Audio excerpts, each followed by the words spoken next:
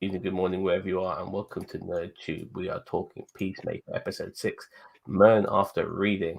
I am here with my usual partner in crime, Cousin Cheeto. How you doing, dude? Glad to be right. Glad to be right.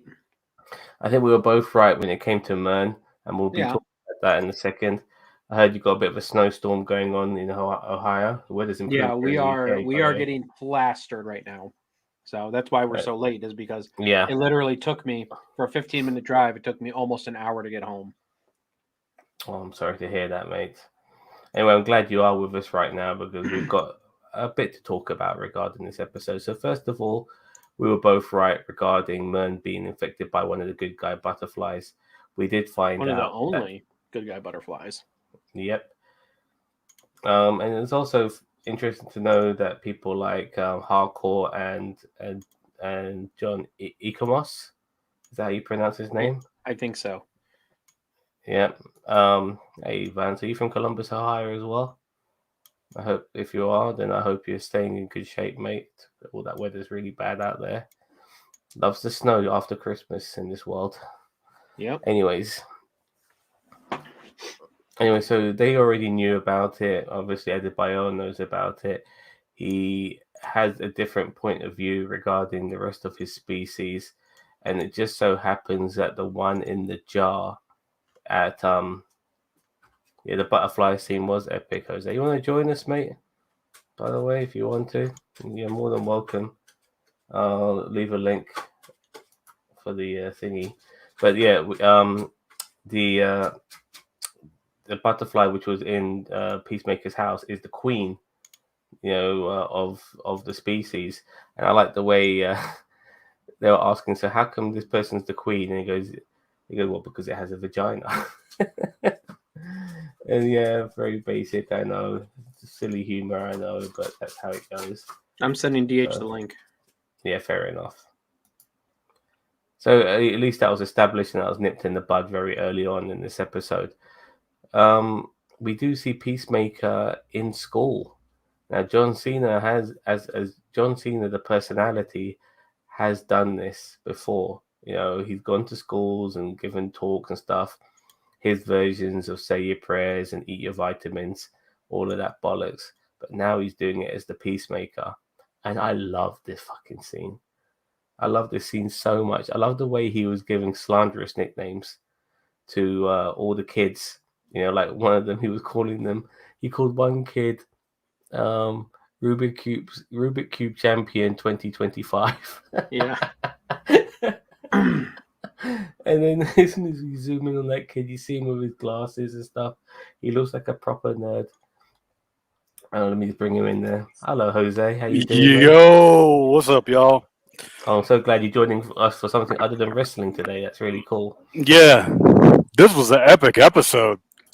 Yeah, it's been an John epic Cena, show, man. yeah, John Cena in school. It's like you're so used to seeing that as his image, but it's so weird, like him being kind of a rated R version of himself. Yeah, exactly. I thoroughly enjoyed his performance. And I love the way he was giving all these nicknames to all these kids and stuff. And then a couple of them kind of hit home because one of them was asking about his origin story. What's your origin story? Because it's a common thing for superheroes to have. Yep. And it kind of like went into himself a little bit, and we see that he actually did kill his brother. Mm-hmm. Not to the order of his dad. I don't think his dad wanted him to do that. Probably why his dad has a bit of a grudge against him as well. But he did kill his brother, and we'll see how that pans out as well. And obviously, he happens to be the father of the little girl in the school as well. I guarantee you that's his daughter. That's And going I to be a think plot twist at the end. I could see that now, like for the end of season 1. I'm not sure of this season, but I think maybe it'll come back next season. Like, Mm-hmm. okay, we've added a little thing here, and the next season we're going to come back and we're going to do some naughtiness with it and expand on that a little bit. Because so sorry, Yeah, that's you. Yes, that's and what then you she'll should say. go, Dad, and then he'll be like, wait, what the fuck? I could see that totally as a cliffhanger for like some episode next season. Like Oh John yeah, Cena will be doing some shit, and then like after he like succeeds or whatever, kills people, butterflies, whatever, the little girl will be like, Dad, and he'll turn around and he'll be like, what the fuck? And then it fades to black. That'd be perfect. Well, we have got confirmation Daniel Vance and A Train. Yes, now that was an awesome episode. Mhm. I do agree. So before we start getting into a bit more depth of this episode, I'll ask you individually. I'll start with you, Jose, as you've joined us for the first time in this particular podcast. Did you enjoy this overall episode? Yeah, I did. I thought that, I don't know if we're jumping ahead, but I thought Eagly and the butterfly scene where Song gets infected and then she and the swarm of butterflies like meet up and go to the police station was easily the best scenes in the entire episode. And Eagly kicks ass. That dude, that was amazing. I just want to say I have an equally of my own. Hey, Juicy. Juicy. Can you hear her? Yep. She'll be here in a second. She's just coming out of her box. Juicy, come here, darling. Here she That's is. awesome. Here's my Eagly. Saves my day. Saves me Yep. from cops, don't you, baby? Yeah. So yeah. Eagly was awesome, man. He just goes through, just pecks everybody like one at a time, and they didn't even have to do shit. Like Peacemaker and Vigilante are just like, all right, dude, you do you.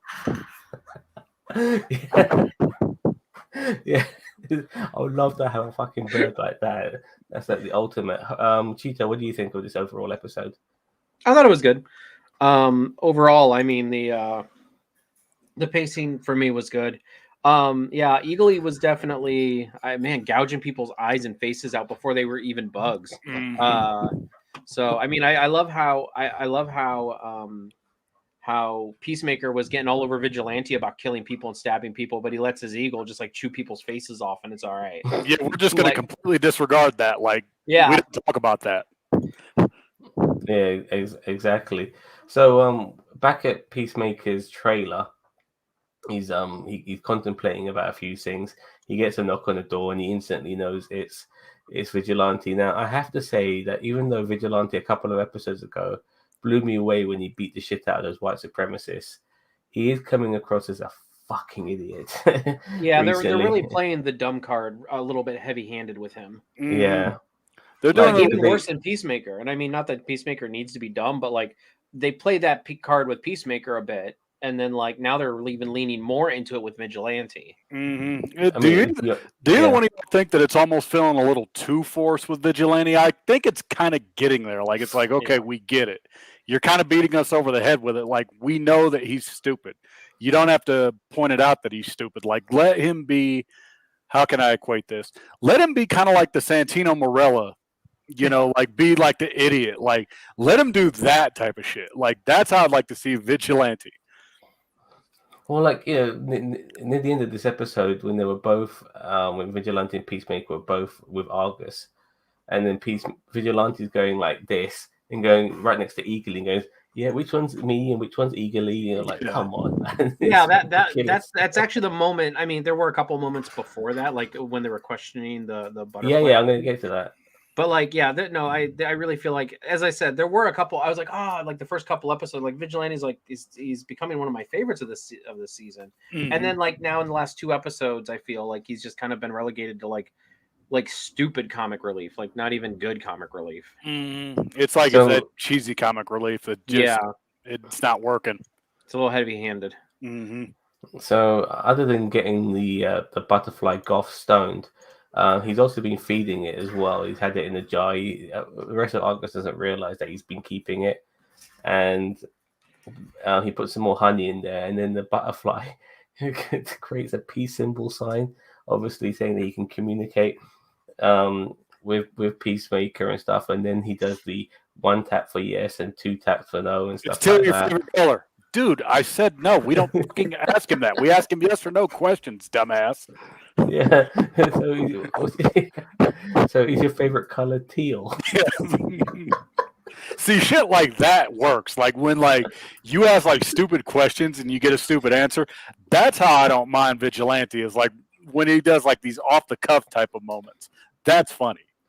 Look, I found Vigilante hilarious when he went into prison. Actually, even before that, when he broke into prison and stuff like that. And then he had the conversation with the white supremacists. and it was absolutely Zam, hilarious because he put them in their place. He was talking various ways of how they're getting fucked in the ass and stuff like that, and then he beat the shit Zam, out let's of be them. real. We just love it when white supremacists just get their asses kicked. I mean, that's just yes, we do. But even so, he could have done it with with a bunch of hood rats for argument's sake. Yeah, the point is he worded himself really well. He spoke to these guys in a way that really put them down, and he is able to back it up as well. And we really saw a guy who happened to be a badass. So someone who's that much of a badass also happens to be that fucking stupid. I just find it hard to believe, I mean, like the guy's got skill. He can't be that fucking dumb, Anyway, so yeah, they interrogate the fucking butterfly and stuff like that. Like, I think at one point, Peacemaker tells him, "Is this like ET where eventually you want to go home?" And it taps no. So obviously they want to stay, and because Sophie Song has done gone over her police commissioner's head and gone straight to the judge, who I thought was going to play a bigger part. I thought he was going to be a butterfly. Yeah, I thought that too.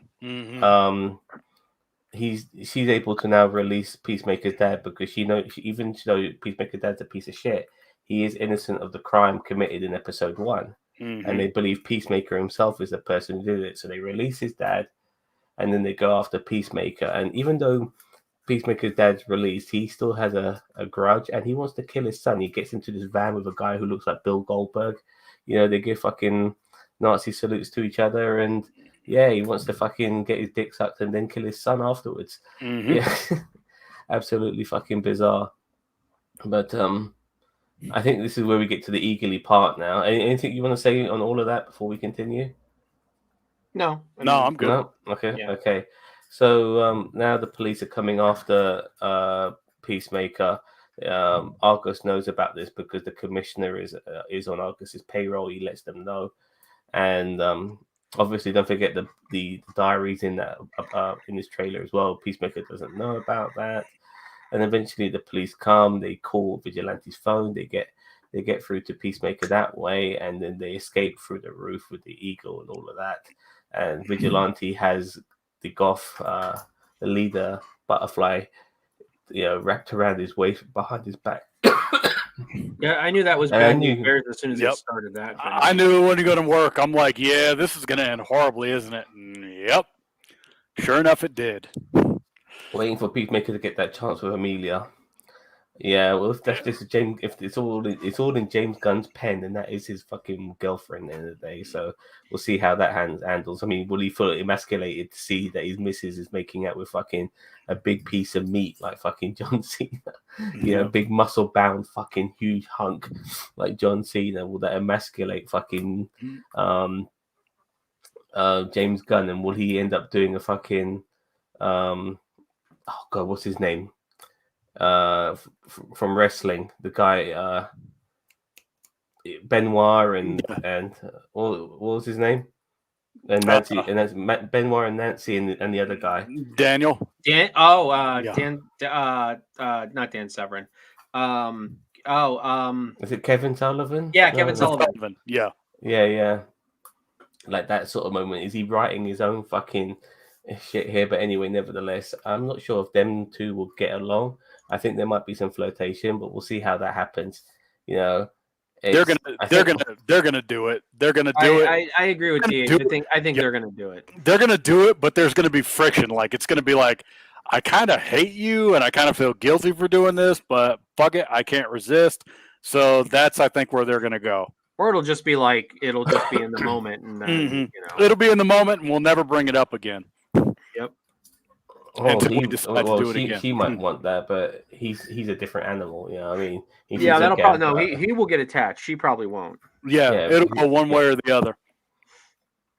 Exactly. So we'll see how that pans out. But they're escaping now, and then the butterfly obviously breaks when Vigilante falls, and it makes a beeline straight for Sophie Song, and Sophie Song's dead because what we heard from Murn is that when the butterflies wanted to live on Earth, but they ended up taking over the people, and Murn himself had to take over somebody, so he took over the worst person possible, which is the person he's in. But this person's dead now. Like once the butterfly enters you, it's a one-way ticket. You don't come back from that alive. And Sophie Song is dead, unfortunately. It was really sad knowing all that. I kind of got a little bit attached, but that's how James Gunn works, Yeah, he definitely loves to. James Gunn and Joss Whedon, they love to just give you those lovable characters and then just like rip them out from underneath you. Like, yeah. Also, Robert Patrick's absolutely killing his performance. Yeah, he's absolutely really good. Yep. He's really good, and he's the other protagonist. People forget, like Peacemaker's got his hands full. He's got to save the world, and then he's got to fight his dad. So it's going to be really bizarre. And by the way, more mentions of other superheroes were mentioned in this episode. Apparently he's met the Flash, and he said that Wonder Woman was eye fucking him from across the room and stuff like that. I said which we all believe. Yeah. Yeah. I didn't say the F word. I said F, man. Chill. Yeah. I translated the alien code that Sophie was looking at on the computer, but I don't want to spoil everything for you. You actually did that. You're a more nerd than I can believe, Daniel. If you did that, man, you're a level of nerd that I can't comprehend. He's messing with that. Well, I hope he's not. I really hope he's not. But then again, come to think of either that or Daniel Vance is a butterfly himself. Yeah. Oh yes. So Sophie gets taken over. We can see how gruesome it is when she does. Blood is spilling out all over her mouth and all of that.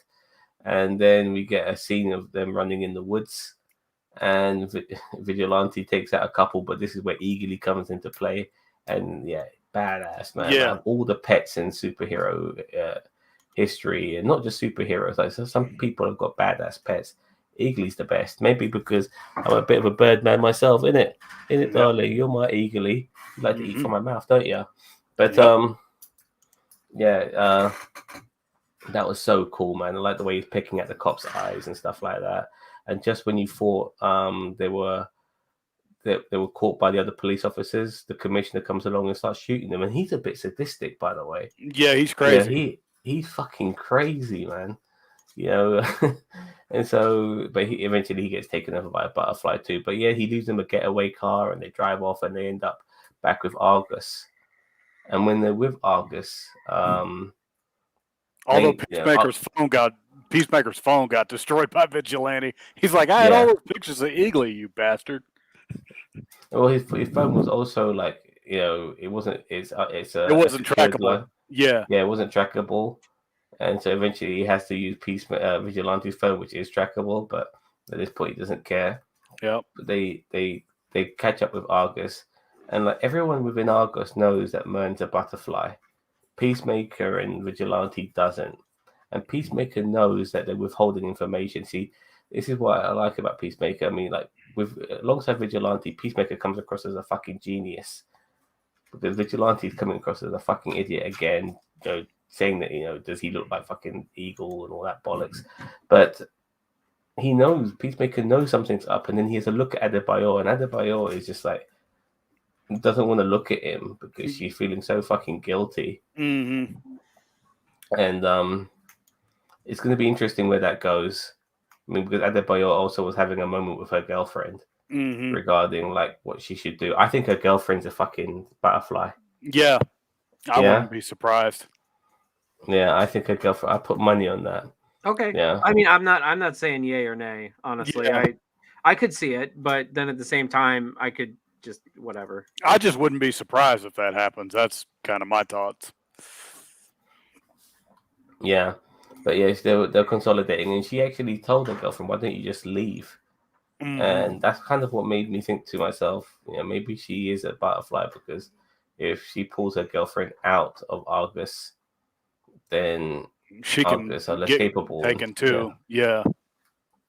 The soundtrack of this episode was wonderful amongst the while clipping back and forth between the butterflies and the white supremacists. That was easily the best scene of this episode, when Sophie just like broke in with the butterflies. I didn't understand Sophie like because we saw that same butterfly in the Governor earlier, and even when he was communicating with Peacemaker and Vigilante whilst they were captive in the basement, he seemed relatively human-like. Sophie was quite robotic once she had the thing inside her. Called her partner a fucking human, you know. And humans are weird. I thought that was kind of weird that like she like the queen was just all of a sudden like not able to act like a human anymore. I mean, I get it, like you've been out of a human body for like a couple days or a week or whatever, but it's like I feel like, okay, you've been acting like a senator who is fake as fuck anyway, for all these however long the butterflies have been in the people. It's like how do you not pick up on these like human traits and like how do you not acclimate to it?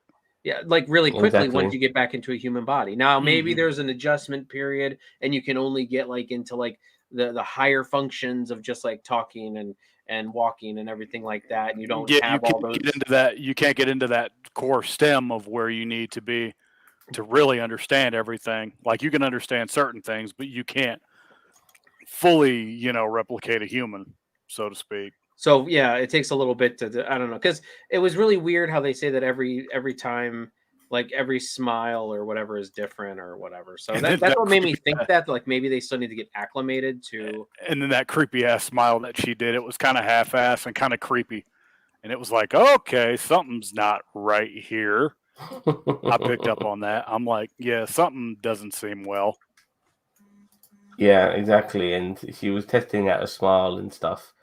And she mentioned how, and this is like the sad part, like how she was fond, or Sophie was fond of her partner.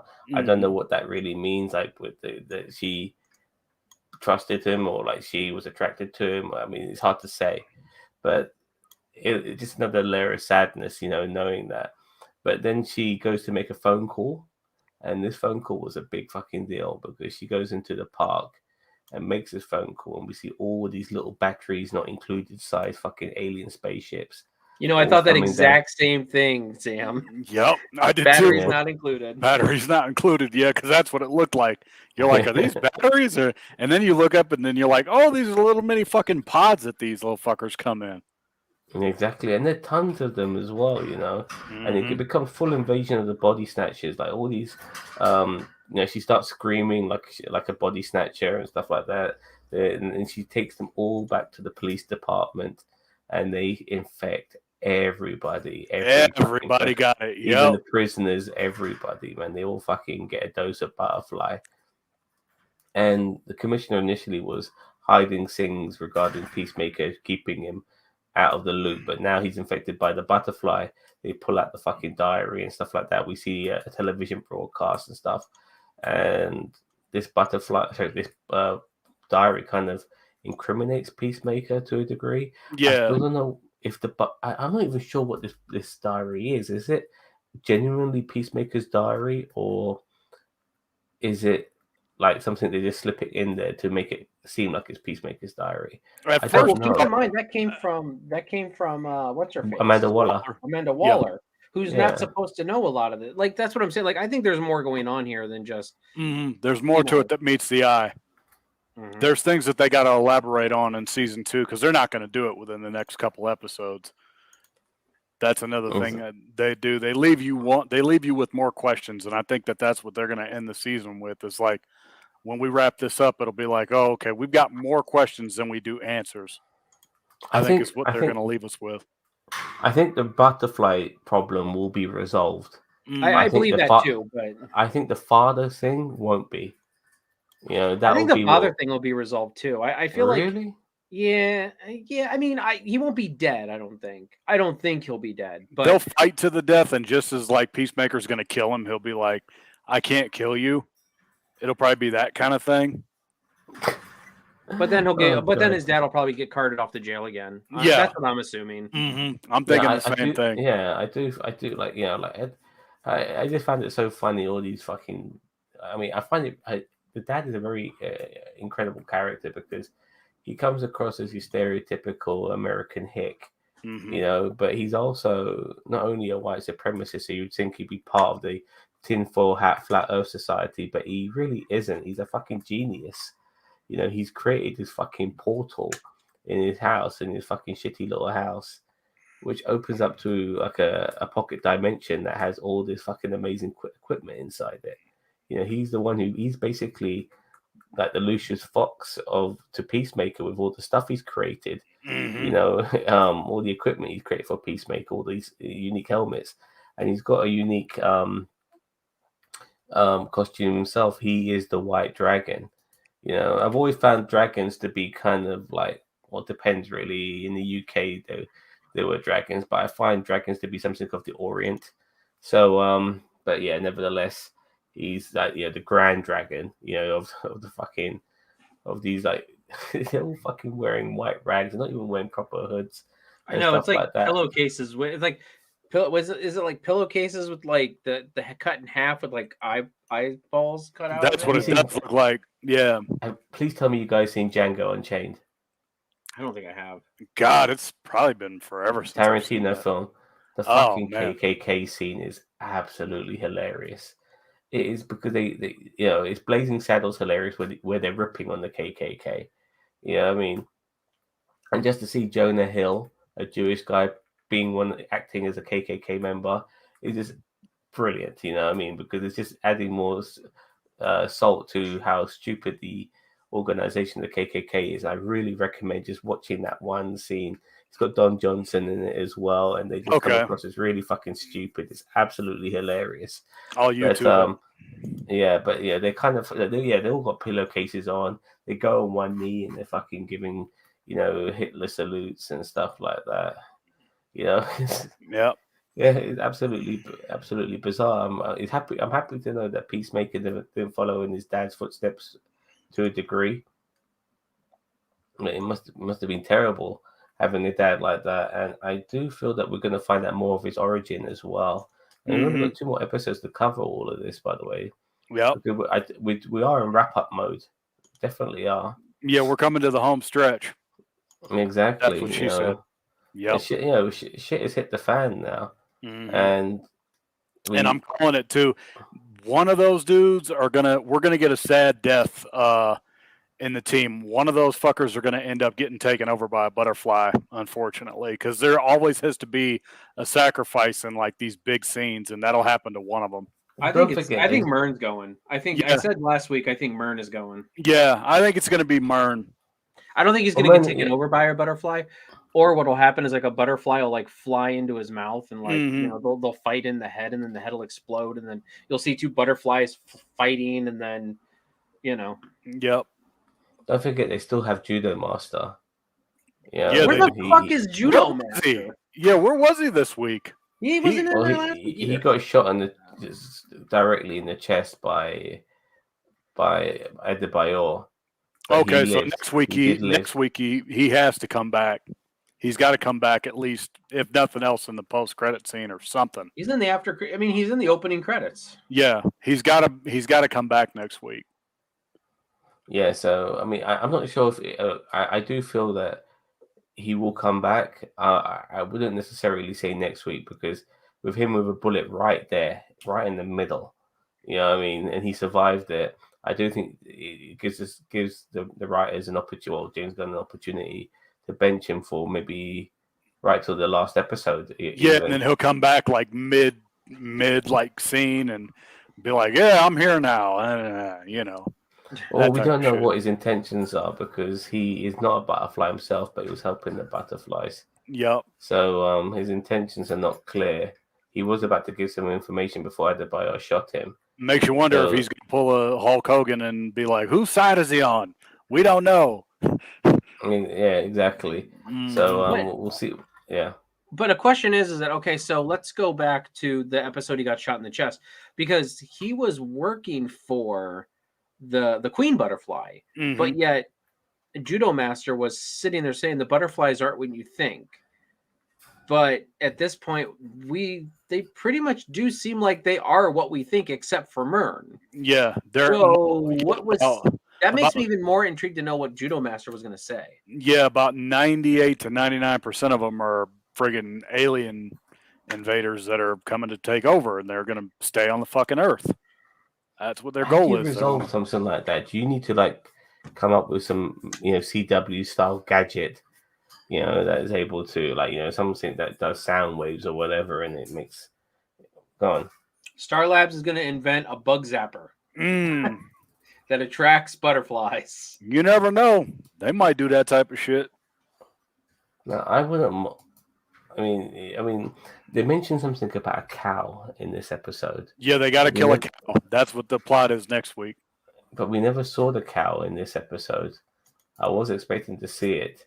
They got to go underground to kill the cow, so it's going to be one of those where it'll be like, all right, gang, we got to go underneath this fucking mine shaft or wherever the fuck we are, like a farm or whatever it is that they got to get under, and they got to find the cow and kill the cow.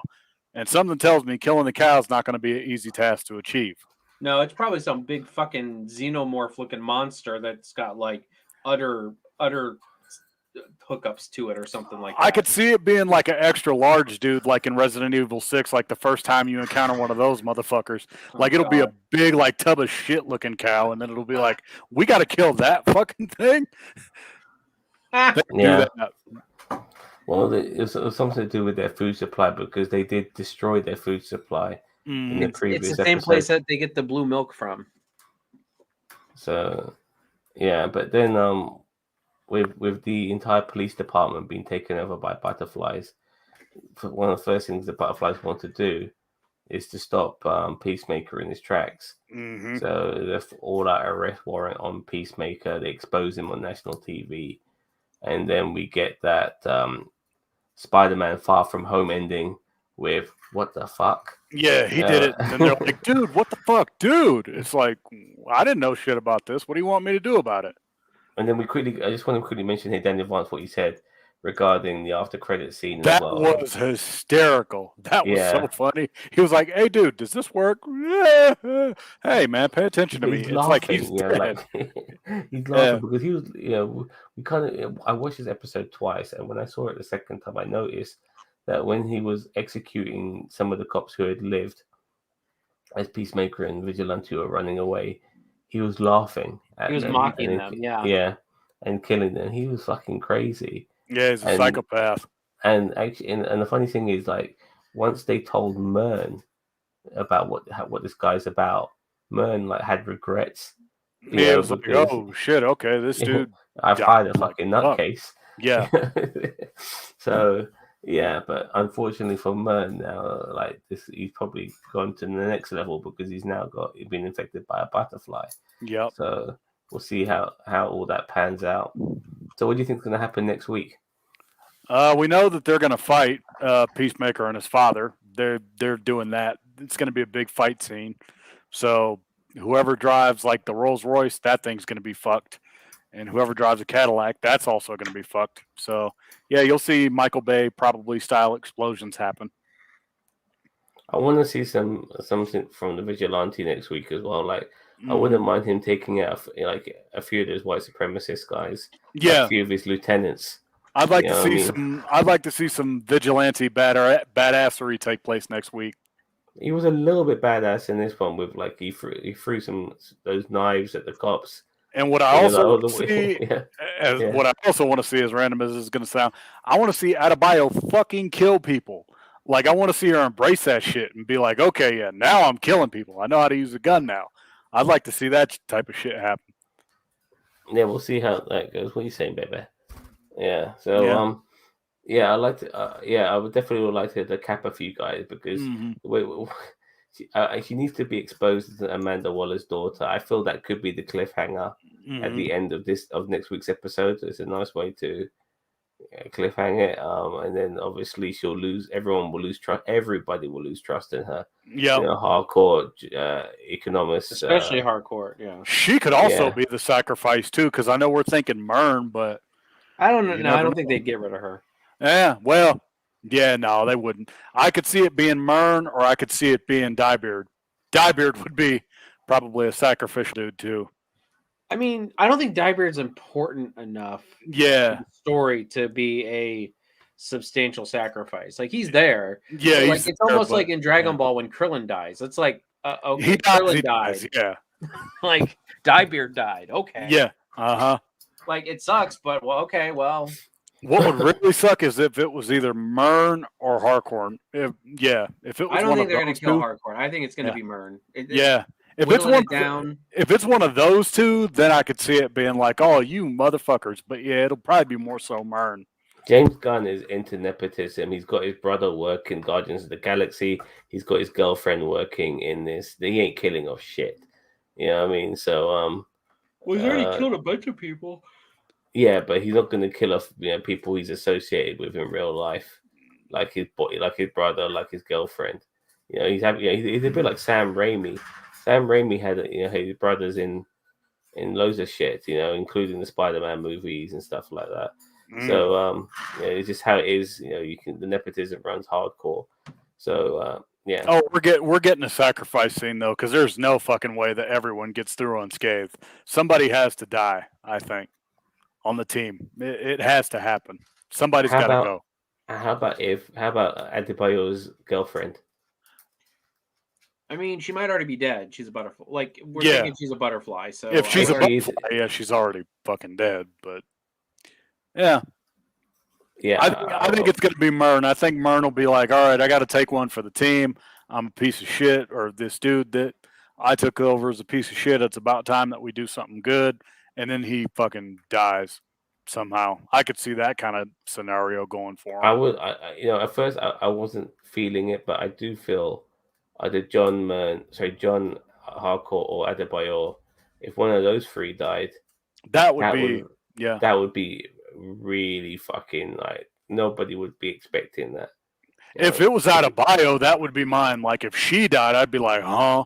Yeah, if she died, that's like besides Cena, that's like honestly, I could even see Vigilante dying before. I could see Vigilante being like the second dude to die, like if they had to kill two people. Because Murn would be the sacrificial dude, but if I had to pick two guys, Vigilante would be my second guy. Well, and then how James Gunn is. He'd make the whole death into a comedy bit because he's made Vigilante. Yeah, because Vigilante's a dumbass. Yeah. Do you think we'll see any of the Suicide Squad characters in this show? Not in this season, we won't.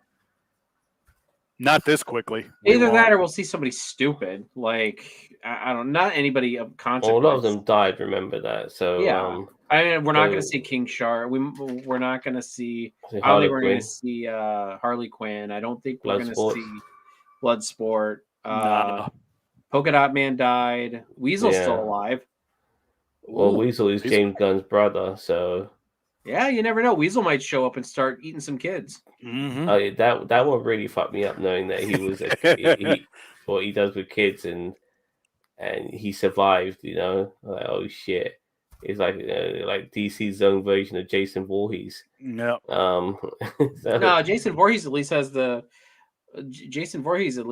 mean, I think Weasel killed like little kids. Mm-hmm. Like so like Cousin It, like they all float down here. Yeah, like it. Like Billy, come down here. They float. Well, they all float down here. I mean, it's still fucked up. I mean, like, even though you had adults playing teenagers, teenagers are not necessarily adults regardless, so they're kids in their own right, just happens to be bigger. Yep. But nevertheless, if Weasel came back, I wouldn't be surprised. But remember, Peacemaker's got a bomb in his head, and they don't play on that enough, in my opinion. No, they haven't touched on it. I don't think this entire fucking season that he's got. They have at the beginning. Yeah, okay. So they did it They one time. They did it at the beginning because why he's playing ball. Yep. Because if he doesn't, his fucking head will blow up. They're supposed to be doing another spin-off show from the Suicide Squad, but they said it'll have a very different vibe. What vibe you talking about? Dark? If they go dark, I could see that because they kind of they haven't really DC, done dark, isn't it? Yeah, they haven't really done Peacemaker yet. No, it's gonna be a King Shark show, and it's gonna be in the vein of like the Little Mermaid. King Shark. In all seriousness, the only person where could go dark and who's survived from the Suicide Squad is probably Bloodsport, possibly. There's nobody else really left. Everyone's dead. If they want to go ahead. So I would love to see a blood. I know that Will Smith won't do this, but a Deadshot blood sport show, where even if it's just a mini series, but it shows them like across like 4 to 5 episodes. Yep. Those two like having to go and because they all got bombs in their heads, so it's like if they have to go and do the like, I wouldn't mind like a Suicide Squad anthology series where like you take individuals from the Suicide Squad and then they put them into situations. Yeah, you know. Harley's would be the one that would be most intriguing to me. It'd be like, okay, what are you going to do with her? Because we already know she's crazy. Yeah, and we already know that she's only like. I wish they would give Harley Quinn in these recent Suicide Squads a bit of a backstory. Like, why is she such a proficient killer? Mm-hmm. You know, she's a fucking shrink.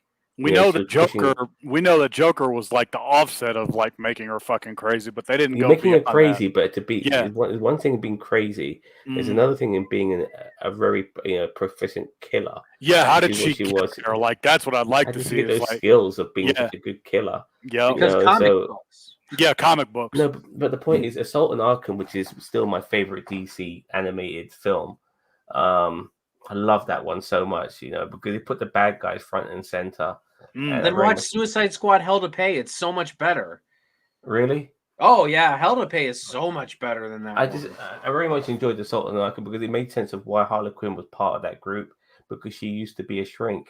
Speaking of any updates on the Arkham games yet? Because I know like fucking what is it? The sequel to Arkham Knight is getting talked about, where you get to play as like Robin and all those other motherfuckers. Like after Batman dies. We'll see. We'll probably see something after the Suicide Squad kills the Justice League. Yeah, because that's going to be first. Yeah, that's going to be the next like Rocksteady game, and then after that, they'll probably work on the Arkham sequel. Yeah. The funny thing is, I thought Arkham Knights was supposed to come out last year, because I remember Suicide Squad coming out this year. Mm-hmm. But I'll be honest with you, I'm more looking forward to that game because it's proper 4-player co-op. Yeah, that's going to be fun. That's going to be fun. I'm really disappointed that Arkham Knights it's got, you can be 4 characters, but you can only be 2 in co-op at a time. Which is ridiculous. That's going to suck for us because when we co-op that shit, that's going to be kind of hard to do. With just 2 people. I mean, I what I want as well. I want like combo moves. Like as like that's one of the cool things I noticed in Marvel. Like you would see like in the MCU, you would see people co-oping their powers together and stuff like that. Like Captain America, and Iron Man. Captain America and Thor would hit Captain America's shield, and it'll cause a vibration, or Thor would power up Tony Stark's suit, or Tony Stark would hit a blast off the shield, and all these sort of things. That's what you want to see. Co-op, co-oping their moves and stuff like that. And this is a side tangent. Spider-Man 2, y'all better fucking make this game co-op, man. With Peter and Miles finally coming together to take Venom out, they better make that shit co-op. That would be dope. So. Mm-hmm. I think so, and this is how I would do it. Because these sort of games, they need to end up being trilogies. I would do Spider-Man 2 with Peter and Miles. And then a few years later, I'll do a Spider-Verse Spider-Man 3. Hell yeah! You could be a whole variety of different Spider-Mans.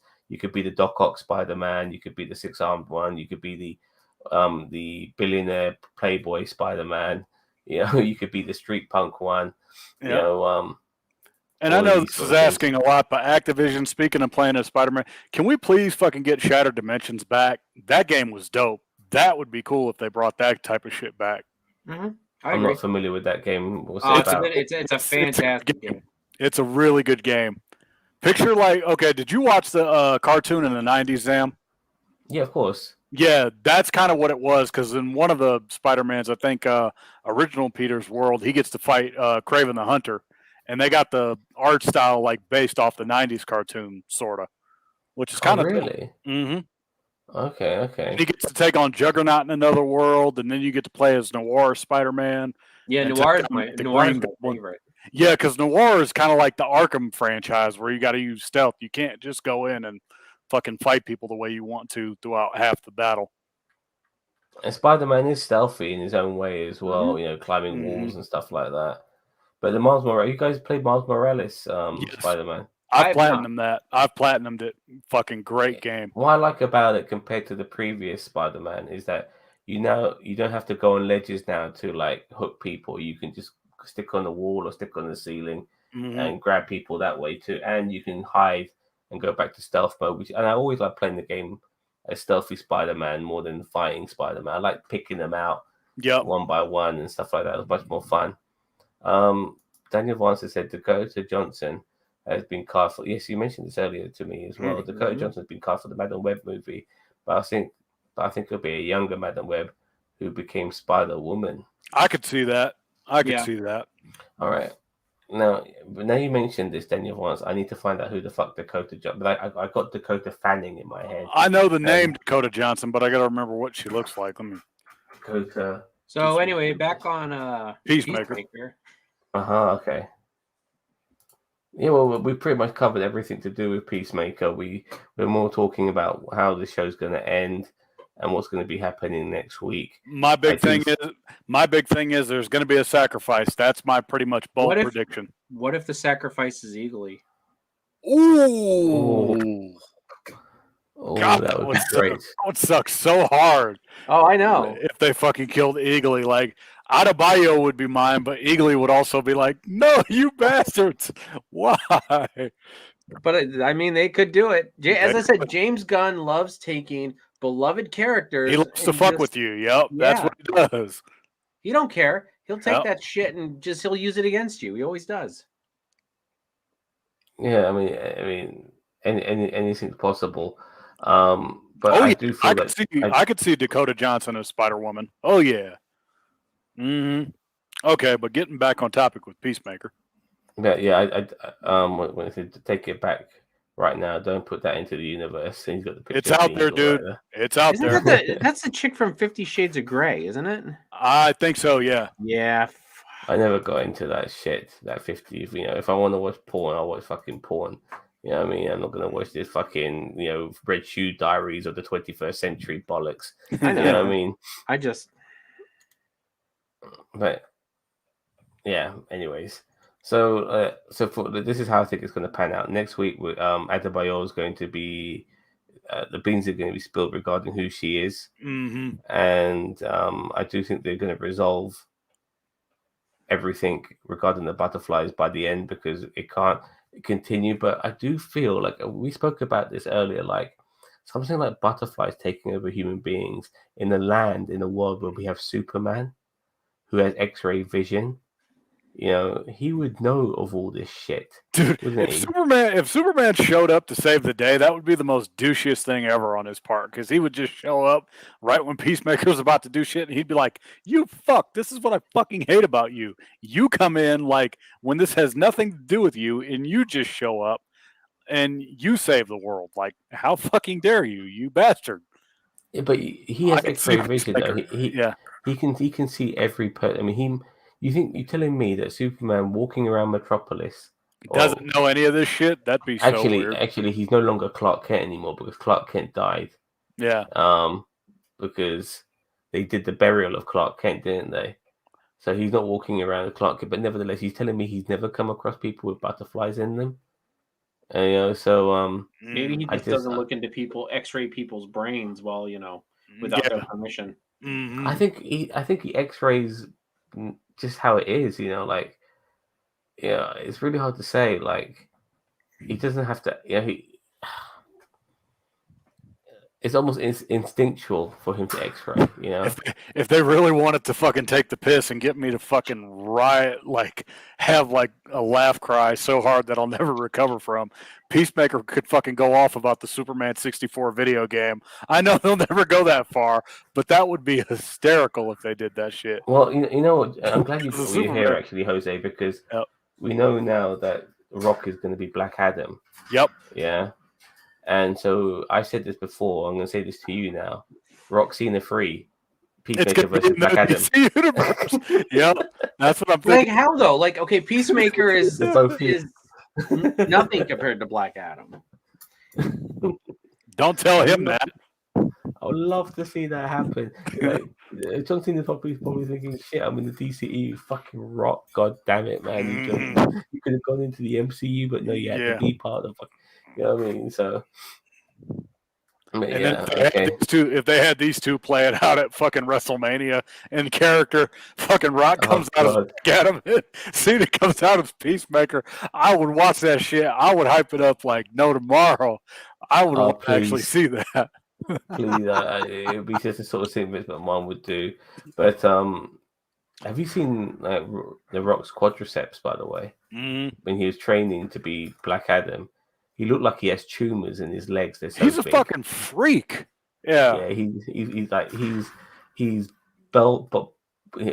bulged himself out, and apparently he needs no padding for his outfits because if you ever seen like The Boys, the guy who plays Homelander, he looks quite muscular in his outfit, but he needs padding in it. He's quite a skinny guy. Rock doesn't need fucking padding, man. They just throw him in that spandex suit. And they're just like, go do it now. Yeah. All right, there you go. If the X-ray vision is constant, Lois is going to die of cancer. Yeah, I could. Yeah. Yep. Yeah, I guess. Yeah. So, no, I don't want to say constant, but I do think instinctive. Like Ultra Instinct Superman. Ooh. Are you telling me he hasn't used his X-ray vision here, there, now and again, for whatever? Who knows? And then he probably before he was with Lois, he was probably like, "Are you hot?" No. Yeah, no herpes. No, okay.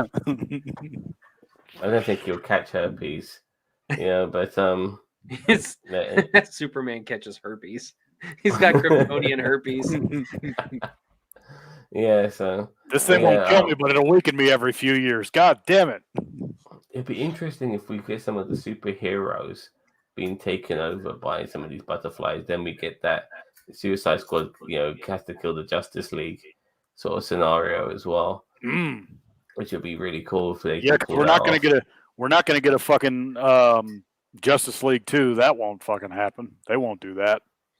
Look, but we said there wouldn't be a Snyder Cut either, so I'm not ruling anything out. Look, they need to basically reset the DCEU and start with fucking Pattinson.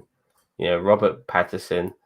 Start with him as Pattinson. Why are we starting with Batman? Come on, But the point is, we've got a new Batman coming out. Let's just, we've got a new Batman coming out. Let's just start again. Get some unknowns. Oh, my parents are dead. Okay, Bruce, we get it, dude. We've heard it for 50 years now that your parents are died. They're dead. Get over it. It happens. They die. It's cliche, but they just need to use Flashpoint to reset the DCEU. Yeah, so that means you can still use some of the same actors.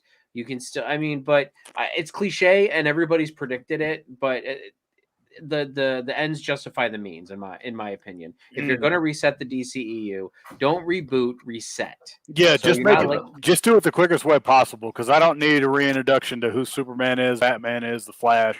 Fuck all that. I agree and I disagree. My problem is that they've taken so long they take so long to make a fucking movie. The MCU makes they have 3 or 4 films coming out a year.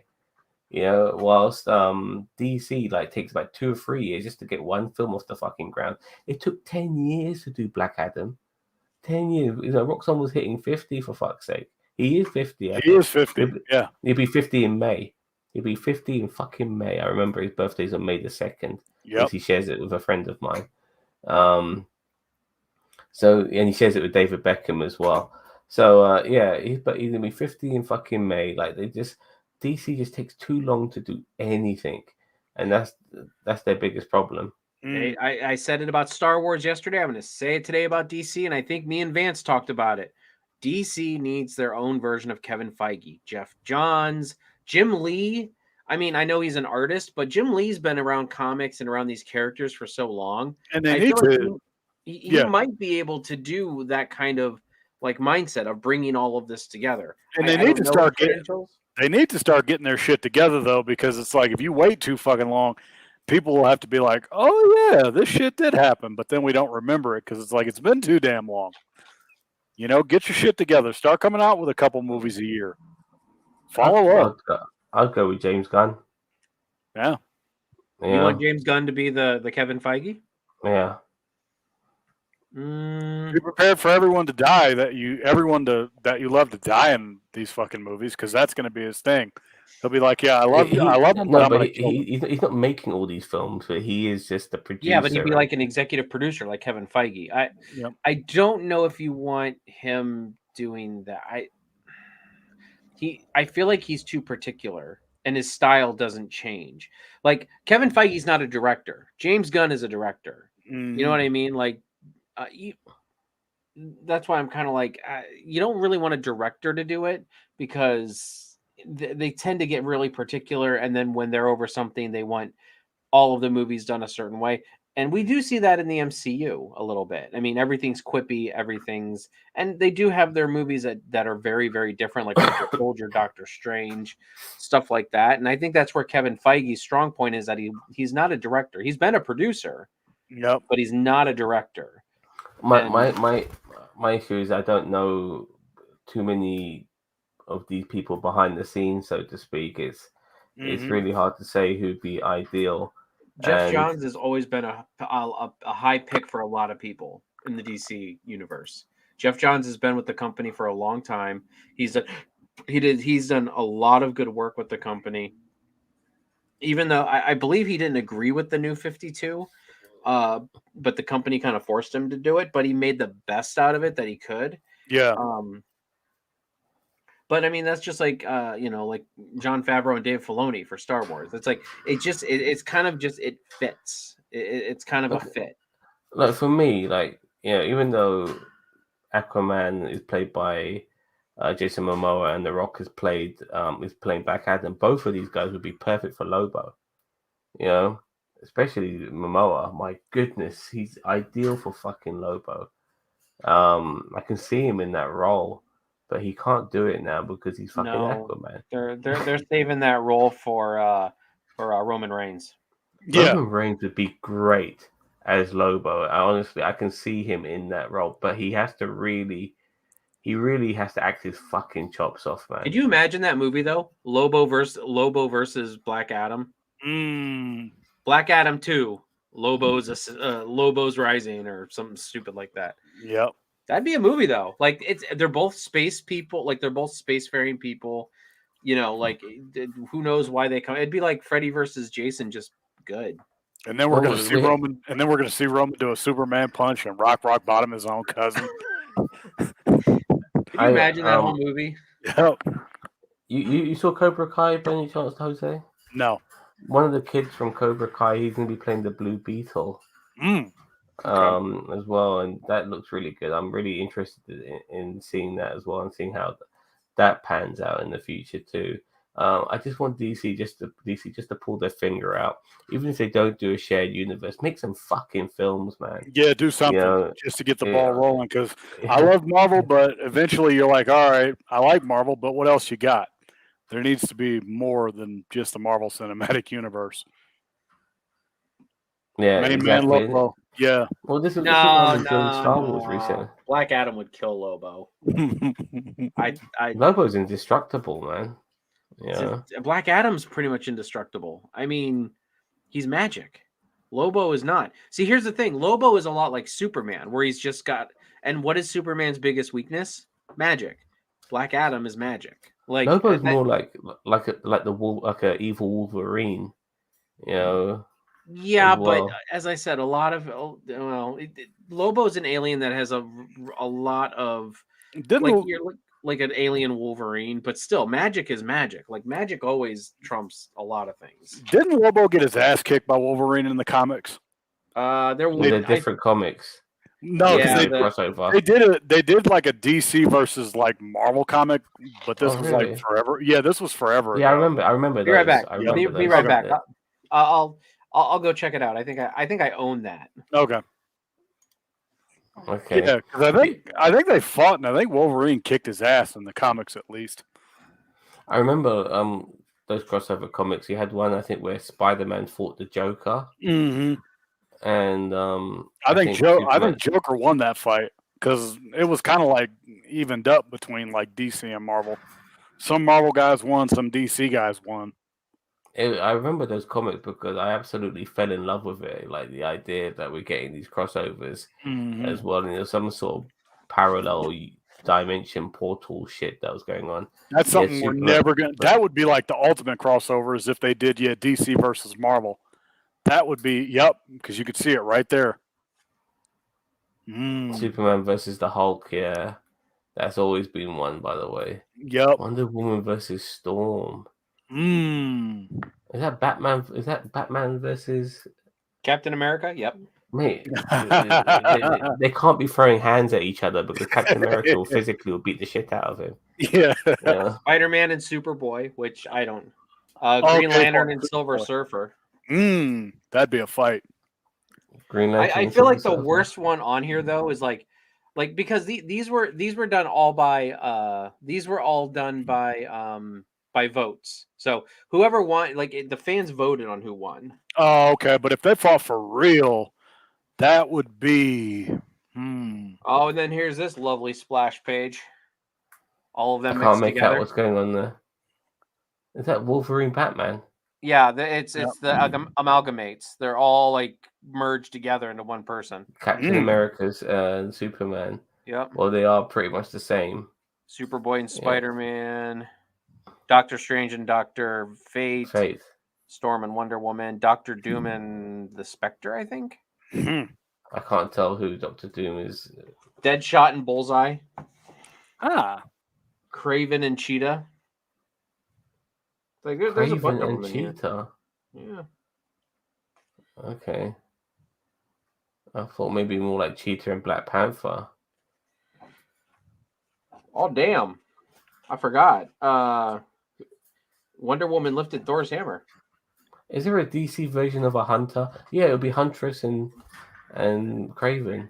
You're mixing the genders up a bit as well. Speaking of shit, when are we going to get a fucking Injustice 3 WB? Let's make that game happen too. God damn it! No, you got the movie. That animated movie was that movie was such a disappointment because the movie that we got from the games was far better than the fucking animated film itself. So can we just get the third fucking game? Like that's what I want. Yeah, me too. I thoroughly enjoyed it. Oh, by the way, are you watching the Book of Boba Fett by any chance? Are you into your Star Wars? See, that's the one good thing, Jose, because with all the Marvel stuff, having a lot of Star Wars this year is a nice change of pace. What's all that? I can't make it out. Wonder Woman after lifting Thor's hammer. Oh, okay. She goes on. My God. Damn. I know, right? We thought that she was kind of frisky before. Damn, that's like all on 90s frisk right there. That's amazing because she's a Greek god lifting up the hammer of a Nordic god. I like that. I like that a lot. Jubilee and Robin, Elektra and Catwoman. How do we get so far? Yeah, Flash and Quicksilver. I'm like, that's such an uneven matchup. It's not even fucking funny. Quicksilver is just runs fast. Like Flash's whole gimmick is time travel and parallel universe. Yeah, Flash could just literally run circles around Quicksilver and kill him just by doing that. Yeah. Like Thor and Shazam, Darkseid and who's that? Darkseid and Thanos. Darkseid and Thanos. Shit. Fuck having them fight each other. Have them team up. That would be the ultimate crossover. Nightwing and Gambit. Mm-hmm. So anyway, so how far off from this rabbit trail can we actually get? Come on, guys. Let's start talking about Dances with the Wolves. Come on. No. I think we're done listening to tomorrow. Are we still doing our wrestling podcast? I'm in, because what are we talking about tomorrow? We got the Rumble. Basically took the aftermath of the Rumble and, whatever you guys can pick out from Raw and SmackDown as well. And something that we do have to talk about. And Vince, AEW. Yeah, and Vince also just made WWE $1 billion in throughout the 2021 calendar year. That'll be something to touch on tomorrow. Yeah, but none of that's going to go to his wrestlers. Yeah, guaranteed. Shane McMahon being fired. You know, like I don't find that a big deal because he's the son of Vince McMahon. He's sorted He'll for be life. all right. He'll be You know all what I right. mean? Wait, Sorted. was he fired? So he was just like let go? He's released. He's released. That's just a nice way of saying, yeah, you're fired. Mm. Yeah, I mean, however you want to look at it. So apparently he made it all about him, which is kind of funny because I never really thought Shane McMahon never really made it all about him, but recently he has been. You know, so and I was watching what culture regarding Shane McMahon, and one of the guys, you know, doesn't like Shane McMahon simply because he is a part timer. He comes in, does his spots, has a chance to heal up while nobody else does, and then comes back again maybe 7 or 8 months later to do more spots. Yeah, that's Shane McMahon for you in a nutshell. Whilst everyone else has to be on the road and has to fucking heal up, and doesn't really get a chance to heal up, Shane McMahon does. So yeah, but Shane McMahon's been in it for ever. Like how old is he? Is he in his 50s yet? he's in his 50s now. Yep. Yeah, I mean, like once you hit your 40s, like I don't blame people for going part time. Like I get it. Like there are guys he's not even part time, man. He's Blue Moon. He's one off. I mean? That's Shane McMahon. I just feel like he wasted a Brock spot. Lesnar's part time. Sorry. Yeah. I just felt like he wasted him and Bad Bunny. They wasted a good spot in the Rumble where you could have had somebody else. Well, that's down I don't care Shane if you McMahon. put Funaki in there. Like, I mean, that's better than well, Bad Bunny. You could have had people saying Cesaro could have been in there. Yeah. But look, we can talk about all that tomorrow. And all right, guys. So look, we're gonna go now. Catch us tomorrow for our wrestling podcast as well as our Summit one later on after that. Okay, take care, everyone. Don't forget to like, share, subscribe to NerdTube, the greatest YouTube channel you never heard of. Bye-bye. Peace.